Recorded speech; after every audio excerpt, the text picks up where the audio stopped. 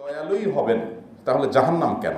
আমাদের নাস্তিক বন্ধুদের খুব পছন্দের একটা প্রশ্ন। অনেক মুসলমানরা আমরা আছি যারা সোশ্যাল মিডিয়াতে এসব প্ল্যাটফর্মে থেকে নাস্তিকদের এসব প্রশ্নগুলো নানাভাবে আমাদের সামনে চলে আসে, আসার পর আমাদের মধ্যেও এদের সংশয়গুলো তৈরি করে শয়তান।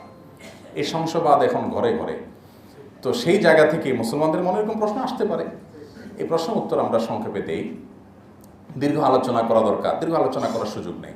তারপর আমি শুধুমাত্র সংক্ষেপে এটুকু বলি, আল্লাহ রাব্বুল আলামিনের গুণবাচক নামগুলোর ভিতরে একটা হলো রহিম, রহমান, ওয়াদুদ, করিম। তিনি দয়ালু, তিনি মায়ালু, তিনি স্নেহশীল, ভালোবাসেন অনেক।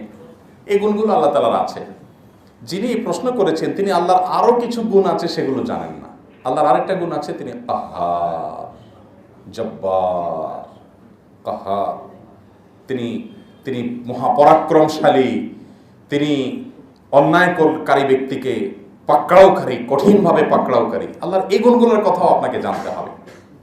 আল্লাহ রাব্বুল আলামিন, এখন আপনি বলবেন তাহলে উনি জাহান্নাম বানাইলে আবার দয়ালু হইল কেমনে? দয়ালু হয়েছে বিভিন্নভাবে। জাহান্নাম বানানোর পর আপনাকে ফেলাই দিছে, কি বলেন? যে বানাইলাম আর ফালাইলাম। উনি যদি ফালাইতেন না, তাও কিছু কারো বলার আছে? আপনি একটা মাটির পুতুল বানাইছেন বা মাটির একটা ব্যাংক বানাইছেন, কিছু একটা বানাইছেন, বানায় এক আছাড় দিয়ে ভেঙে ফেলছেন। পৃথিবীর কেউ আপনাকে প্রশ্ন করার রাইট আছে, অধিকার আছে যে আপনি বানায় আর বাংলেন কেন? আমি বানাইছি, আমি বানছি, তোমার বাপের কি? তোমার তো এখানে কোনো অভিযোগ করার সুযোগ নেই। আল্লাহ সৃষ্টি করেছেন, সৃষ্টি করে যদি জাহান্নামে ফেলে দিতেন, তার কারো জিজ্ঞাসা করার অধিকার আছে? লা ইউসআলু আম্মা ইয়াফআল ওয়া হুম ইউসআলুন।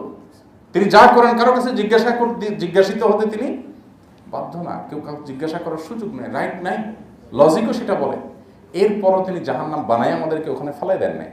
তিনি আমাদেরকে জান্নাতের পথে আসার জন্য আহ্বান করেছেন, নবী রাসূল পাঠিয়েছেন, নবী রাসূলের মাধ্যমে সতর্ক করেছেন, যুগ যুগ ধরে, শতাব্দী শতাব্দী ধরে, সহস্রাব্দী ধরে সতর্ক করেছেন, নবীদের ওয়ারিস আলেমদেরকে দিয়ে সতর্ক করেছেন, বিভিন্ন ঘটনা দিয়ে সতর্ক করেছেন, বিভিন্ন ধাক্কা দিয়ে সতর্ক করেছেন।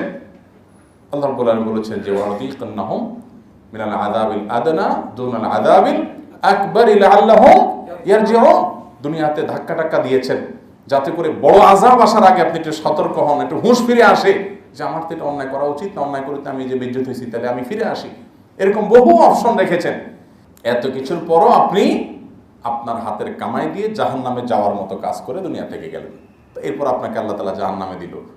তো আল্লাহ তাআলা তো আপনাকে বাঁচার জন্য হাজারটা উপায়, উপকরণ, উপাদান রেখে দিয়েছেন। ডাইরেক্ট আপনাকে জাহান্নামে দেন নাই, আপনাকে বাঁচবার বহু পথ আল্লাহ তাআলা রেখে দিয়েছেন।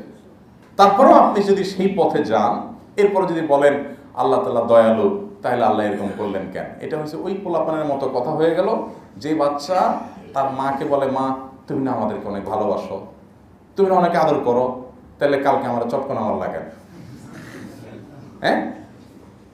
আকাম কুকাম করে স্কুলে যায় নাই, পড়ালেখা করে নাই, কথা শোনে নাই, উল্টা পাল্টা করছে, এরপর চটকনা একটা খাওয়ার পরে বলতেছে, মা তুমি না বলছো অনেক ভালোবাসো, এই তোমার ভালোবাসার নমুনা। এই পোলার মতো কথাটা হয়ে গেল। বুঝে আসছে কথা? আল্লাহ রাব্বুল আলামিন যেমন রহিম, একইভাবে তিনি কাহ্হার। আল্লাহ তাআলা আমাদেরকে তার ভয় অন্তরে জাগ্রত করার তৌফিক দান করুন। কেউ যদি সারা রাত জেগে থাকে, তাহলে যে কখন তাহাজ্জুদ সালাত পড়তে পারবে, অর্থাৎ তাহাজ্জুদ সালাত আদায়ের জন্য আসার পর ঘুমানো বা রাত জেগে ওঠা শর্ত হয়েছে না। কেউ নাইট ডিউটি করতেছেন বা সারা রাত জেগে আছেন, তাহলে উনি রাতের শেষ প্রহরে মানে রাতের অর্ধেক পার হওয়ার পর বা লাস্ট 1/3 গিয়ে নামাজ পড়বেন। এমনকি এশার নামাজ পড়তে থেকে যা পড়বেন সেটাই তাহাজ্জুদ হিসেবে গণ্য হবে ইনশাআল্লাহ। তবে শেষের দিকে পড়াটা বেশি উত্তম। আর যদি কেউ ঘুম থেকে উঠে নামাজ পড়েন, তো তাহাজ্জুদ মানে হুজুদ থেকে মানে হলো ঘুম থেকে উঠে পড়া, সেটা একেবারে শব্দ মিলে গেল। কিন্তু ঘুম থেকে উঠে না পড়লে তাহাজ্জুদ হবে না, ব্যাপারটা সেরকম না। ঘুম থেকে ওঠা ছাড়াও কি হতে পারে? সচরাচর ঘুম থেকে উঠেই হয়, সেই জন্য এটাকে তাহাজ্জুদ বলা। কিন্তু ঘুম থেকে উঠে ছাড়াও তাহাজ্জুদ হতে পারে না ঘুমায়া। নারী এবং পুরুষের ওযু করার মধ্যে কোনো পার্থক্য আছে কিনা? না, নারী এবং পুরুষের ওযুর মধ্যে কোনো পার্থক্য নাই। নারীরা যেভাবে পুরুষরা যেভাবে ওযু করবে, হুবহু একইভাবে নারীরাও ওযু করবে। প্রত্যেকটা কাজ একইভাবে তারা করবে। ওযুতে নারী পুরুষের কোনো পার্থক্য নেই। বিতির নামাজ পড়া হয়ে গেলে পরে রাতে তাহাজ্জুদ নামাজ পড়া যাবে কিনা? বিতির নামাজ পড়ে ফেলছেন সন্ধ্যা রাত্রে, আল্লাহ তাআলা তৌফিক দিয়েছেন, শীতের বড় রাত, ভোর রাতে ওঠার সুযোগ হয়ে গেছে, তাহাজ্জুদ পড়তে পারবেন কিনা? উত্তর হলো পারবেন। তবে সাধারণ অবস্থায় যদি মনে হয় যে না রাতে আমি তাড়াতাড়ি শুয়ে যাব, ভোর রাতে আমি উঠবো, এরকম কনফিডেন্ট আছে, আত্মবিশ্বাস আছে, তাহলে আপনি অবশ্যই বিতিরটা শেষে পড়বেন। সুন্নত 2 রাকাত পড়ছেন, ফরজ পড়ছেন, এশারের পরে নফল পড়ছেন, বাসায় চলে যান। এবার আপনি শুয়ে যান, ঘুম থেকে উঠে 2-4 রাকাত তাহাজ্জুদ পড়ার তৌফিক হলে এরপরে শেষে বিতির পড়বেন। নবী সাল্লাল্লাহু আলাইহি ওয়াসাল্লাম বলেছেন, এই যে আলু আখিরা সালাতিকুম বিল-লাইলি বিতরা, তোমরা রাতের শেষ নামাজ বিতির রাখবা, এটা সুন্নাত।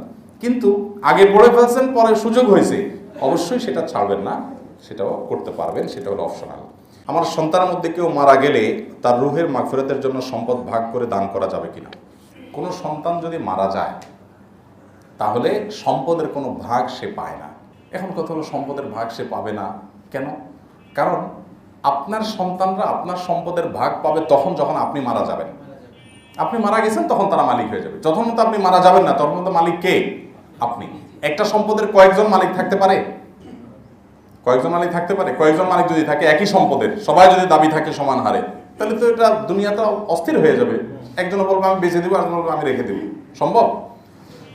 যৌথ বা শেয়ারের জিনিস ভিন্ন কথা, কিন্তু একই জিনিস সবার সমান দাবি, এটা তো হতে পারে না। তো এই জন্য আপনার সম্পদে আপনার দাবি, আপনার মালিকানা, আপনার মৃত্যু হয়ে গেছে, সন্তানরা মালিক হয়ে গেছে। কারণ আপনার মৃত্যুর আগে যদি কোনো সন্তান মারা যায় তাহলে সে সম্পদের মালিক না। এখন আপনি তাকে ওই যে আনুপাতিক হারে অন্যদের মতো করে ভাগ করে দিবেন, এটা রাইট নেই। তবে আপনি তার পক্ষ থেকে দান করতে পারেন, যত খুশি দান করতে পারেন। আমার সন্তানটা মারা গেছে, তার জন্য আমি 2, 4, 5 লাখ 10 লাখ যা আছে আমি দান করে দিব, এক্ষেত্রে কোনো বিধিনিষেধ নাই। এমনকি ছেলেটা মারা গেছে, তার ঘরে নাতি নাতনিরা আছে, এখন তাদেরকে আমি 2, 4, 10 বিঘা সম্পদ লিখে দিব, যা কিছু দিয়ে দিব, দিতে পারেন, কোনো অসুবিধা নেই। বরং এটা দেওয়া আপনার কর্তব্য যদি তার অসহায় হয়। কথা কি বুঝাতে পারছি? পিতা যদি ইচ্ছাকৃতভাবে এক বা একাধিক সন্তানকে তার সম্পদের নির্দিষ্ট অংশ দিয়ে দেয় এবং বাকি অংশ উত্তরাধিকার নিয়ম অনুযায়ী বন্টন করতে চায়, এমনটি করা শরীয়ত সম্মত কিনা? পিতা তার সব সন্তানদের মধ্যে সমতা বজায় রাখার চেষ্টা করতে হবে। নবী করিম সাল্লাল্লাহু আলাইহি ওয়াসাল্লাম বলেছেন, ইত্তাকুল্লাহ ওয়া আদিলু বাইনা আওলাদিকুম, তোমরা আল্লাহকে ভয় করো এবং সন্তানদের মধ্যে সমতা বজায় রাখো। অতএব আপনি নিছক আপনার ভালো লাগার উপর নির্ভর করে একটা সন্তানকে কিছু সম্পদ বেশি দিয়ে দিলেন, বাকিগুলো সবার মধ্যে বন্টন করলেন, এটা জায়েজ নেই। দিলে সবাইকে সমান হার দিবেন। এক সাহাবী তার এক পুত্রকে কিছু সন্তান দিয়েছেন, এসে নবী সাল্লাল্লাহু আলাইহি ওয়াসাল্লামের কাছে শুনাইছেন। শোনার পর নবী সাল্লাল্লাহু আলাইহি ওয়াসাল্লাম বলেছেন, তোমার বাকিদের সন্তানদেরকে দিয়েছো? উনি বলেছেন, না দেই নেই। তখন নবী করিম সাল্লাল্লাহু আলাইহি ওয়াসাল্লাম এই কথা বলেছেন, ইত্তাকুল্লাহ ওয়া আদিলু বাইনা আওলাদিকুম, আল্লাহকে ভয় করো আর বাচ্চাদের মধ্যে, সন্তানদের মধ্যে সমতা বজায়। অনেক মুরব্বী চাচারা আছেন, বাবারা আছেন গ্রামে শহরে, সন্তানদেরকে এক চোখে দেখেন না এবং এক্ষেত্রে নানান হেরফের করেন, এরা আল্লাহর কাছে দায়ী হবেন। অনেক সন্তান আছে খাটতে খাটতে জীবনটা শেষ, আরেকটা আছে বসে বসে শুধু, বিশেষ করে ওই প্রবাসীদের এগুলো হয়, প্রবাস থেকে বেচারা খাটতে খাটতে লাইফটা শেষ।